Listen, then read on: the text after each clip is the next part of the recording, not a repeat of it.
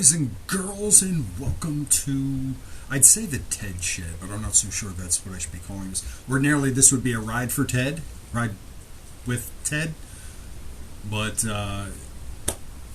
torrential rain is happening right now, so that's not going to happen. Tonight, what I am doing is packing the bike. Sugar's getting packed today for the trip to the Keys, which I leave tomorrow morning. The weather is not being agreeable right now. Ordinarily, I would not ride in the rain. I refuse to ride in the rain, but in this particular case, I have no choice, and it's likely that I will be raining. Right now they're saying a 50% chance of rain.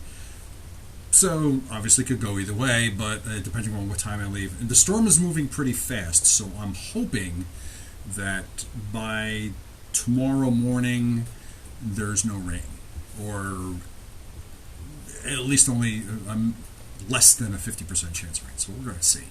But right now, tonight, what's going to happen, and now what you're about to see, is me packing the bike.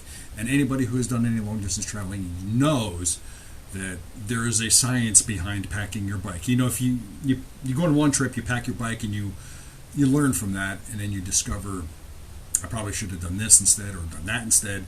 In this particular case, when I did this same trip last year to the Florida Keys from New Jersey, I discovered some things that, okay, well, I should do this instead. And in that case, I have learned. We hope. Anyway. So what's going to happen is we're going to pack. Right now what I have to do is I have a bag that's going here, and I have one bag that's going here. I have a roll bag on top of it, and then I have my tour pack, which is going on the back. And I have a tank bag, which is going there. I'm also going to talk to you about the FirstGear Outlander gloves, which I got the new ones. They came in. These are double X large, and we'll talk about that in a moment. But right now, it's all about getting the bike packed and ready to roll. And this shouldn't take too long. Last year, what I had done when I put the tour pack on, the way I packed the bike last year was I had the tour pack here on the rear rack, which is right here. I had the tour pack on the rear rack. In here I had a roll bag, and on top of that I had whatever, if I had to put anything else right there. And then of course I had my tank bag over here. And as you can see, I have my Wild Ass seat cushion, which is set up perfectly for me. And right now my two saddlebags are stuffed. This saddlebag here.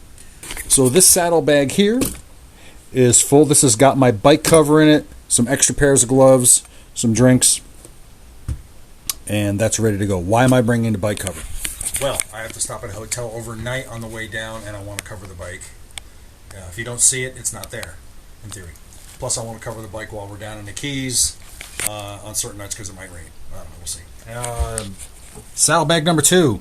This is where all my tools are, and anything that I might need for the bike. And that includes, of course, all of my tools necessary for this particular bike, and a quart of oil. Always travel with a quart of oil because you never know. Dry rags inside Ziploc bags, very important. Of course, a dry towel inside a Ziploc bag, because why would I put a wet towel inside a Ziploc bag? And also I have a battery jump unit, and I also have a battery tender in the event that I need to plug the bike in for some reason. And locks and things like that I have. In my tank bag, which you see right here, my tank bag is going to have all of my need at the moment right away. Mostly it's just munchies, it's food. I have lunch, food, snacks, all that is going in here. Plus, I also have a camera inside this pack, inside this little thing here. And then as you can see right here, this is my cue sheet for all of my stops. Where am I stopping, how many miles it is, how long it takes, and where, what route, exit, and stuff like that. Now, although I have all this information in my GPS already, electronics do what electronics do, and electronics can fail, especially when there's a lot of rain. So, although I have this on my phone, and I have the GPS, of course, and both, yes, they claim to be waterproof, this is fine. Should something go wrong with the routing, I have my paper information right there, so it'll be no problem. And that is it. And of course, and I've got my straps. We're going to strap everything down. Last year with the tour pack, which you see right there, all I used to strap that down was the little straps that were on it, and also I used a couple bungees lo and behold, last year when I got to Florida, I noticed in my rearview mirror that my pack was sliding off to one side, and it's because it wasn't secure down enough. I did use locks to lock it down as well. But this year it's going to be a little different. This year I am using actual pull-down, tie-down straps. These are ratchet straps. That'll hold it nice and tight and secure. Plus I have some bungees for the other bags, which I didn't have a problem with. And of course locks and stuff. So, okay. So let's get going. Let me pack this bike up and you can see how I do this.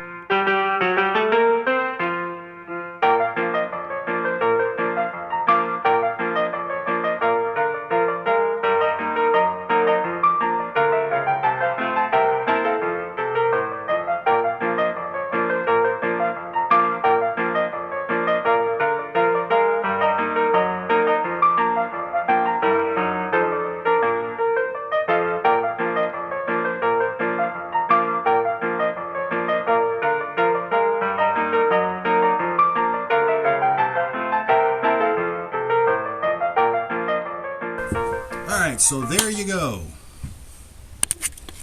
She's all packed.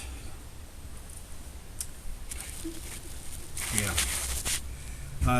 Basically it's the same setup that I had last year when I did this trip, and there is no significant weight gain to speak of. I actually packed less than the tour pack this year. And although I do have this second bag down here, I kind of sort of had a second bag last year as well, so it's really, there's no way, but I should say that.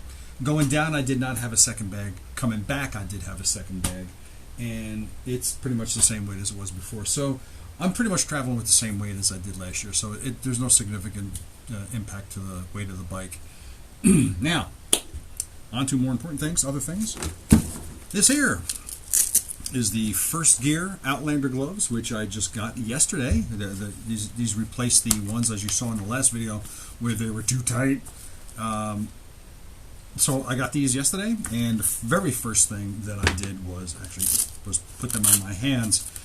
Now the thing is about these gloves, these are a 2XL. Now ordinarily I wear an XL glove. That's across the board. My previous gloves that I had, my Harley Davidson heated gloves, were extra large. The FirstGear TPG gloves that I have, which are in my bag here now, are X large. These are 2X large. So know this, if you're going to order these gloves, is that they size too small compared to what they say. If they say an X large, you can consider that a large. All right. But these, now that I have these, they fit so much better. Can get my hand in and out, no problem. As you saw in the last video, I was really struggling to get my hand in and out of them. What I will say is about them so far, the fit is, again, these are brand new. So the fit is, I'm not going to say snug, but the gloves are stiff. They're a little bit stiff, a little bulkier than my Harley Davidson gloves were, a little bit bulkier. I actually was able to put my hands on the grips earlier, and I was just checking it out to see how it was. Movement is okay. It's not as restrictive as it was in the last video. They come with the wiper so that you may clean off your visor. The controls on the back are right here, and these are, as soon as you plug in your gloves to your system, what they do is they do not cycle through like the Harley Davidson gloves. As soon as you plug them in, they would cycle through all the modes: high, medium, and low. It'll turn red for high, white for medium, and green for low. I recommend going with the, if any of the other gloves, socks, whatever heated gear that I have, I always recommend going on the medium or low setting if you can. And just play with it from there. If it still seems too not warm enough, you can always turn it up and turn it out. But starting out on high temperature, never a good idea, because you may find yourself sweating to death. Or it'll get extremely uncomfortable. Again, the fit is great. I wish there's likes about these. Likes is that they are touchscreen fingers, so you can easily operate your GPS and maybe your phone. I'm not sure about that.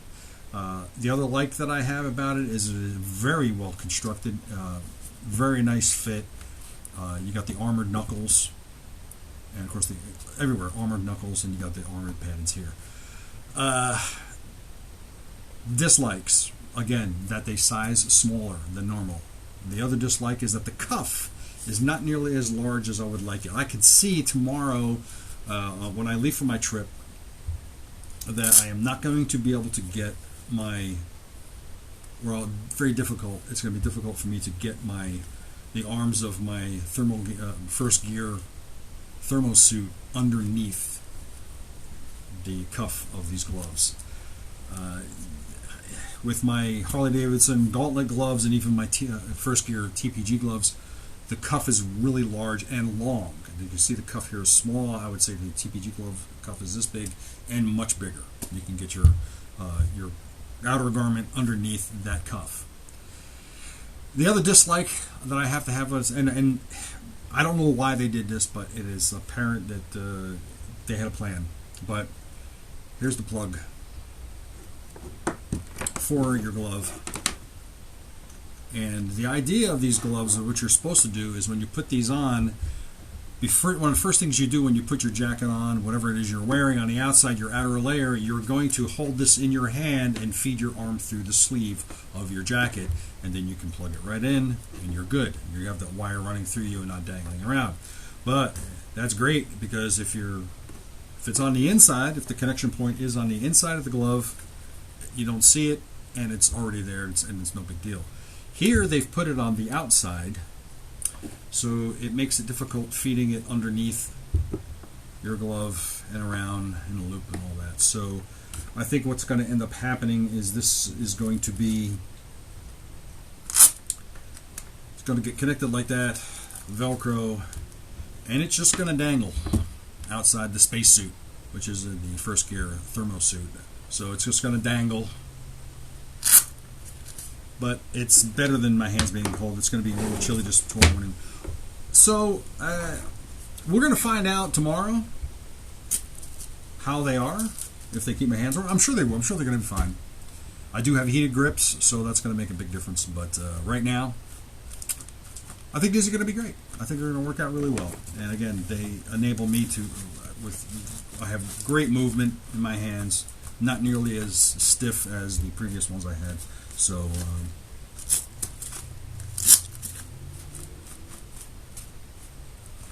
I like them. I do like them, and I think you'll like them too. All right.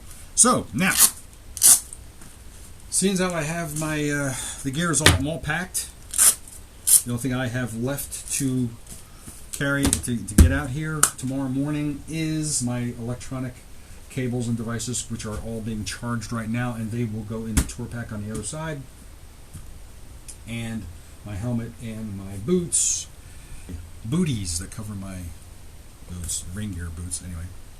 And then I have to take my iPhone out of the OtterBox to put inside my waterproof case on the handlebars, because with the OtterBox on, the phone is too big. And that will be all. Hopefully the GPS programming and all that went according to plan. If not, I do have the Harley-Davidson Ride app on here, which has the directions on it as well, and they will both be running at the same time. So we're going to see who lies to me first. And that is it. Okay, so there will be videos of this trip to the Keys coming up, of course, after this video. So keep an eye out for that. I don't know the frequency, what they're going to be. I'm going to try to upload them as they go, because I will be traveling and I will only be using my Microsoft Surface to do the work. It can handle it. It's just a little different from doing it that way than having 3 large screens to do it on. So we're going to, we'll see. So I'll have subsequent videos coming out after this one of the trip, and you'll see how it went. All right, I hope you enjoyed that. If you like this video, please give me a thumbs up, and please comment down below. And also, don't forget to subscribe. We're trying to grow this channel, and as you can see, I'm doing much better with releasing the videos. So please give me a thumbs up, and subscribe down below, and tell your friends about it. All right. I may break the channel out into another channel of its own. Then again, I may just rename the channel and just call it Ride with Ted. We'll see. Thank you very much for watching, and we'll see you on the road. Peace out.